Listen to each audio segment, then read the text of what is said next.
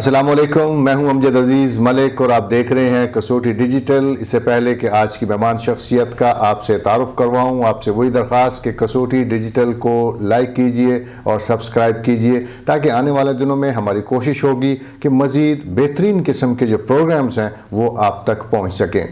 आज हमारे स्टूडियोज़ में तशरीफ़ लाई हैं एक ख़ातून, और ख़ातून का मुख्तसर तारुफ़ ये है कि बड़ी बहादुर ख़ातून है।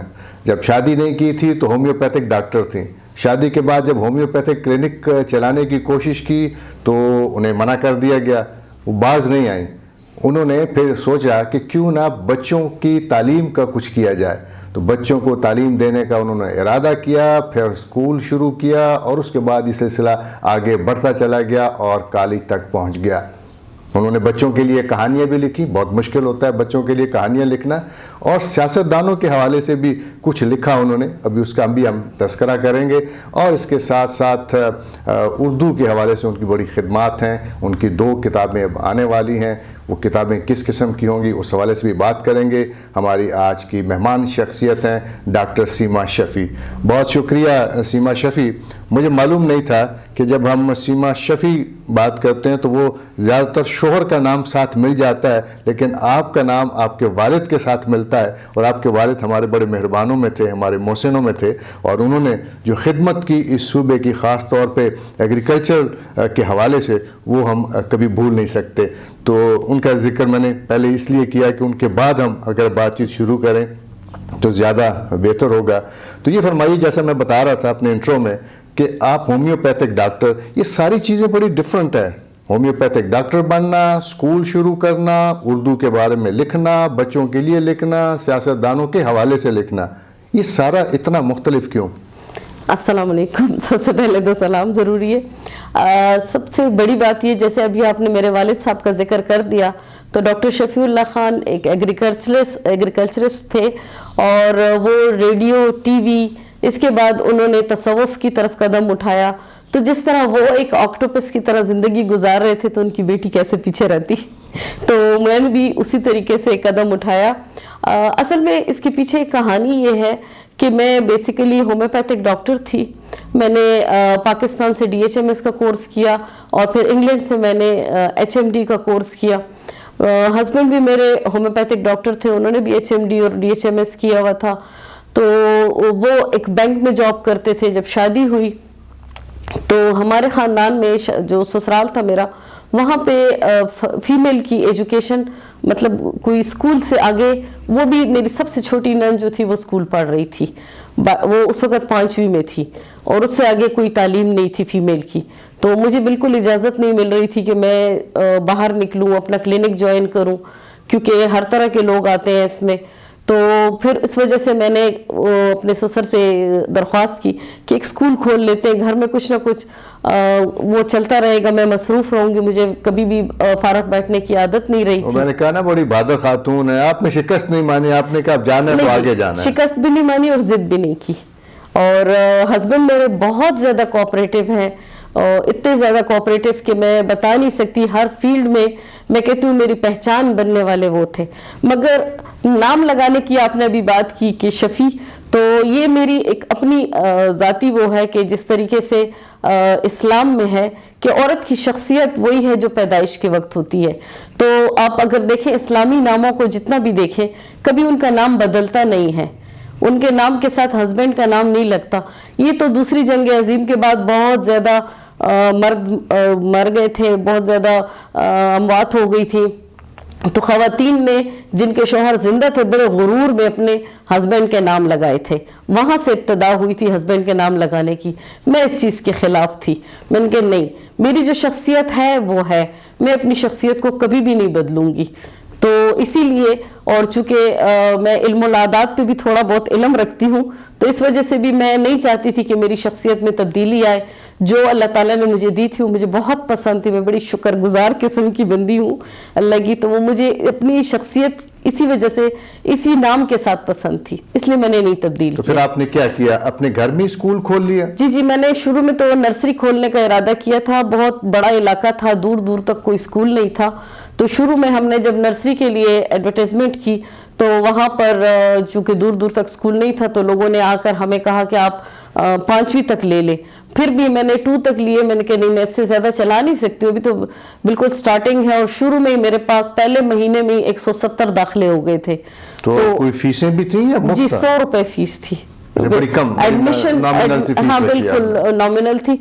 वो 100 रुपए भी ऐसी थी कि हर एक नहीं दे रहा था, कोई 4-5 बंदे थे जो 100 रुपए दे रहे थे। मैंने सवाल इसलिए किया 50 कि दे रहा था, कोई 60 दे रहा था, कोई बिल्कुल फ्री भी था बीच में। मैंने सवाल इसलिए किया कि ज़्यादातर जो स्कूल खोले जाते हैं उनके बारे में तासुर ये है, आम तासुर ये है कि शायद वो फीसें लेने के लिए, अगरचे आजकल हालात बड़े ख़राब हो गए हैं, मुश्किल ही हो गया है। एक बड़ी मज़े की बात बताऊं, स्कूल को खोले हुए 1997 में हमने स्कूल खोला था।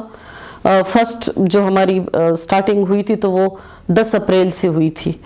और जो अब तक उसके लिए हमने पर्पस बिल्डिंग बनाई, एक केनाल की उस पे, उसके सामने हमने उसके लिए एक प्लेग्राउंड वो किया। आप यकीन नहीं करेंगे कि मैं वहाँ से अभी भी कुछ नहीं लेती। वहाँ जो बच्चे पढ़ रहे हैं उनकी फीस बहुत कम है।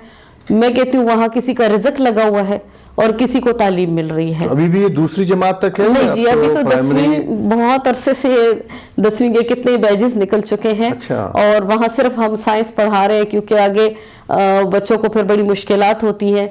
कोई एजुकेशन है तो सिर्फ साइंस ही पढ़ाई जा रही है। अभी आर्ट्स के लिए सोच रही हूँ आजकल, क्योंकि आर्ट्स में भी बच्चों को आगे आना चाहिए, इसमें भी बहुत लेकिन आपने फिर होम्योपैथिक में भी काम किया, प्रैक्टिस तो नहीं की आपने, लेकिन आपने फिर कॉलेज बना लिया। प्रैक्टिस कर रही हूँ, मैं बड़ी रेगुलर प्रैक्टिस कर रही हूँ। मगर ये है कि मेरे हस्बैंड डेली प्रैक्टिस करते हैं, उन्होंने बैंक की जॉब छोड़ दी है। 2013 में उन्होंने बैंक की जॉब छोड़ के तो सिर्फ प्रैक्टिस की तरफ आ गए थे। और मैं चूँकि कॉलेज भी चला रही थी, चारसदा होम्योपैथिक मेडिकल कॉलेज है, और इसके अलावा चारसदा ही में एलाइड साइंसेज के कॉलेज हैं जिसमें फार्मेसी है, बी फार्मेसी कोर्सेज करवाते हैं हम उसमें। इसके अलावा LHV और मैटरनिटी वगैरह के जो कोर्सेज होते हैं ख़वातीन के लिए वो करवाते हैं। यानी मेडिकल के साथ रिलेटेड जितने हैं वो कॉलेजेस हमारे चारसदा में हैं। और पेशावर में जो है तो एसोसिएट इंजीनियरिंग के हिसाब से है। इसके अलावा पेशावर मॉडल स्कूल्स का नाम आपने सुना होगा, एक बहुत मशहूर ब्रांड है, तो इसकी एक फ्रेंचाइज मैंने बटखेला में ली हुई है। तो मैं जाकर वहाँ पर पूरा महीना रहती थी उसी स्कूल में अकेली, और बस एक चौकीदार होता था, एक मैं बेटे को या भांजे को ले जाती थी साथ, और वहाँ पे अपने लिए खुद ही कुकिंग करके वो जितनी उसकी बिल्डिंग की रेनोवेशन थी वो मैंने खुद खड़े होके करवाई। तमाम मजदूरों को मैं तकरीबन को पेशावर से साथ लेके जाती थी। वैसे ये हमारे जो मर्द आपका इंटरव्यू सुन रहे हैं ना जी, ये उनके लिए भी बड़ा चैलेंजिंग हो गया है कि एक खातून ने किस तरह से मेहनत की, किस तरह से आगे बढ़ी। अब हम मर्दों को भी चाहिए कि वो आपको देखते हुए आगे बढ़ें। बहरहाल मैं सवाल ये करना चाह रहा था, मगर मैं ये कहूँगी कि मर्द के बगैर औरत कुछ भी नहीं है। अगर मर्द की सपोर्ट ना होना तो सवाल ही नहीं पैदा होता कि औरत हिम्मत कर सके।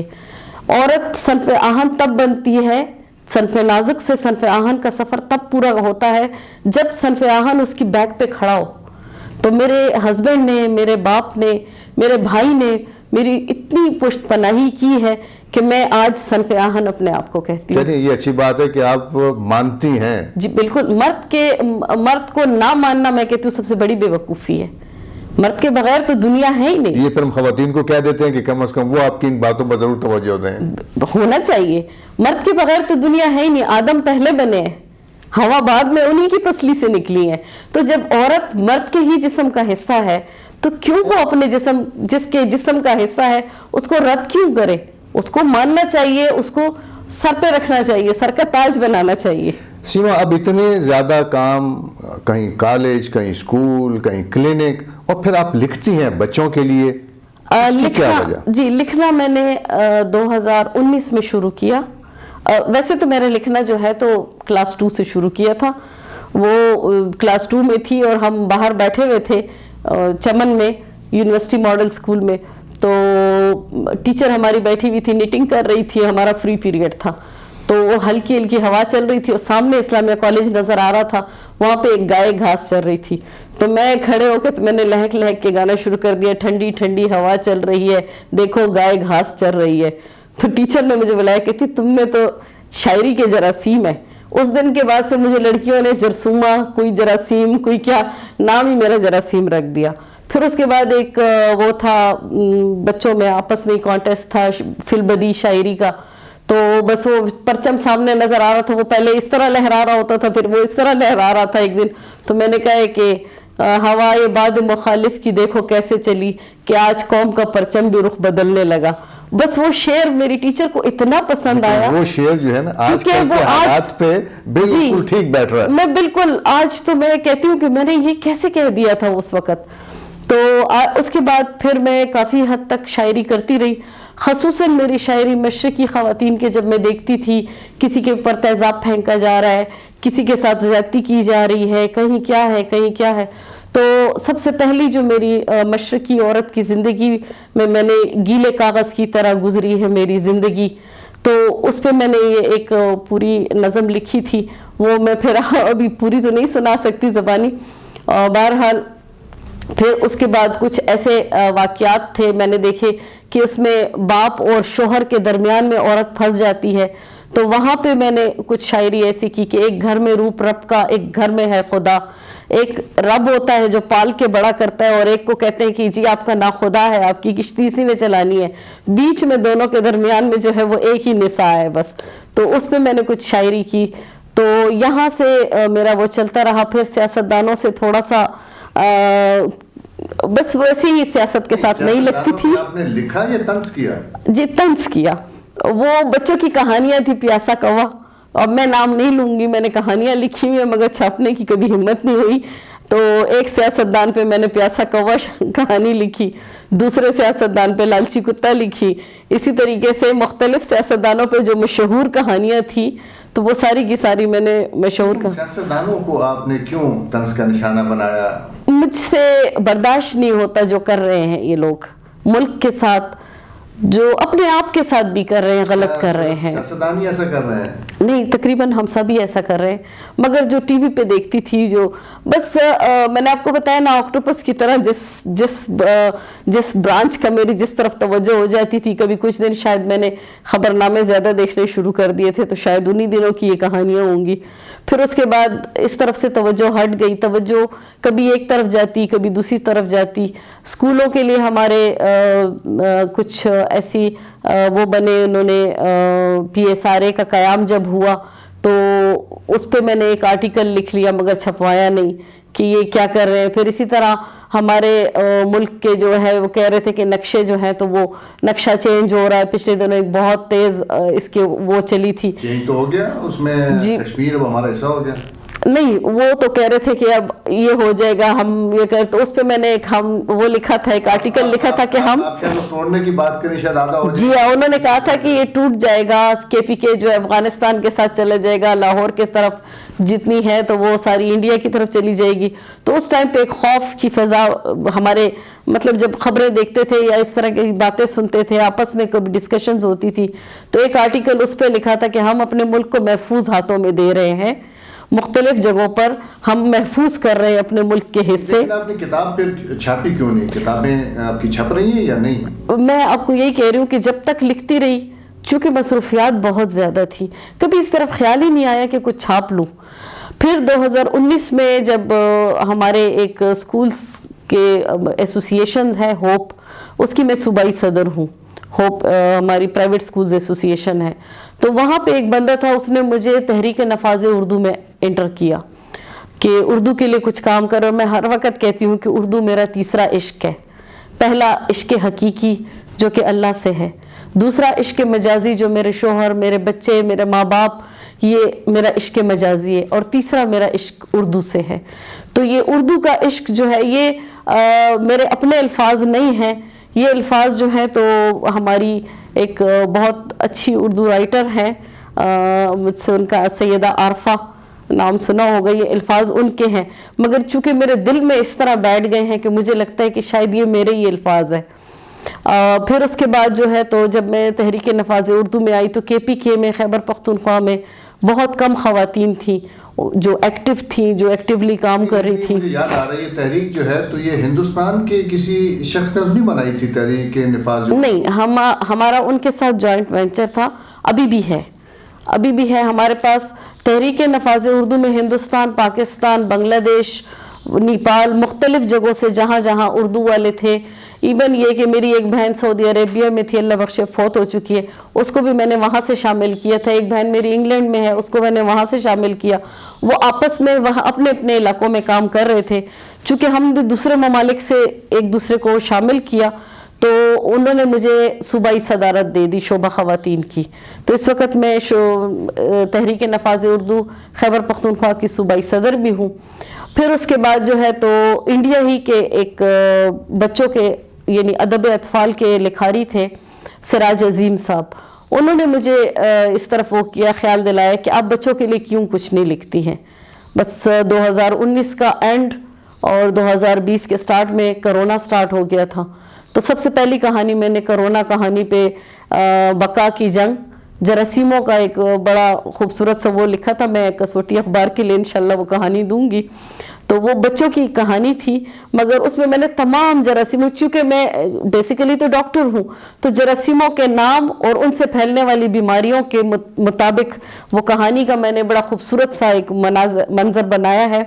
تو اسی منظرنامے میں نے کرونا کو انٹر کیا کہ وہ چھیل چھبیلی سی کرونا جو ہے وہ کیسے آ کر ایک بچوں کے لیے وہ بھی تھا کہ احتیاط کرنے کے حوالے سے بھی ہوگا کہ نہیں جی، اس میں ایک نالج ہے بچوں کے لیے کہ کون کون سے جراثیم ہیں جو کون کون سی بیماریاں پھیلا رہے ہیں. اس میں تقریباً تمام جراثیم اپنی اپنی بیماری کے حوالے سے اس میں ایک پہچان دی ہے بچوں کو. تو یہ ایک تعلیمی، اس کو سائنس کے طور پر بھی یوز کیا جا سکتا ہے اس کہانی کو، کہ اس میں بچوں کے لیے سیکھنے کے مواقع بھی ہیں. مگر اس کے بعد جب میں نے یہ پہلی کہانی لکھ لی تو سراج عظیم صاحب نے مجھے کہا کہ آپ بچوں کی طرف آ جائیں، آپ بہت اچھا لکھ رہی ہیں بچوں کے لیے. تو میں نے ان کے کہنے پر ہجرت کر لی. مکمل طور پر میں کہتی ہوں میں نے ہجرت کی. میں نے اس کے بعد بہت کم ہی کوئی بڑوں کے لیے لکھا ہے، سب بچوں کے لیے اب لکھ رہی ہوں. اور میرا جو پہلا کام ابھی جو بالکل چھپ گیا ہے تقریباً، ابھی اس کی پرنٹنگ بک مجھ تک نہیں پہنچی ہے انڈیا سے، وہ دہلی میں چھپ رہی ہیں رحمانی پبلیکیشنز میں.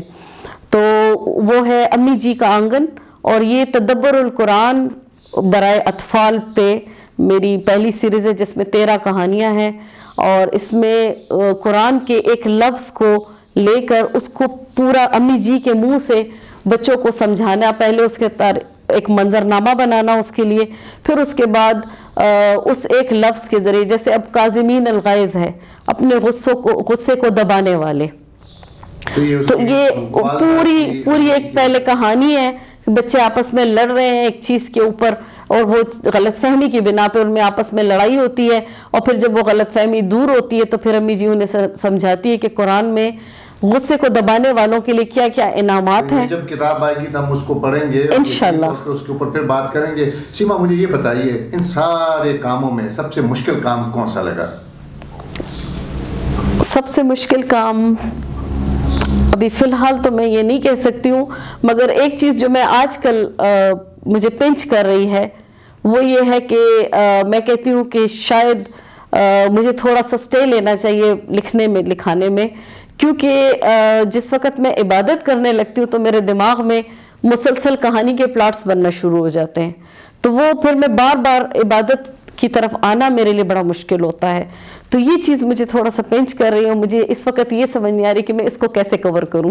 لیکن بہرحال بہت سے کاموں کو آپ چونکہ انجام دے رہی ہیں اور بڑی کامیابی کے ساتھ، ہماری دعائیں بھی آپ کے ساتھ ہیں. ہمارے پاس چونکہ وقت بڑا محدود ہے، ہم اور بھی آئندہ ملاقاتوں میں آپ سے مزید گفتگو کریں گے. ہمیں امید ہے کہ اس وقت تک آپ کی کتاب بھی آ چکی ہوگی اور آپ کے کالج کے طلباء آپ کا نام روشن کرنے کے لیے مزید کامیابیاں بھی حاصل کر رہے ہوں گے. ایک بار پھر آپ کی آمد کا بہت بہت شکریہ.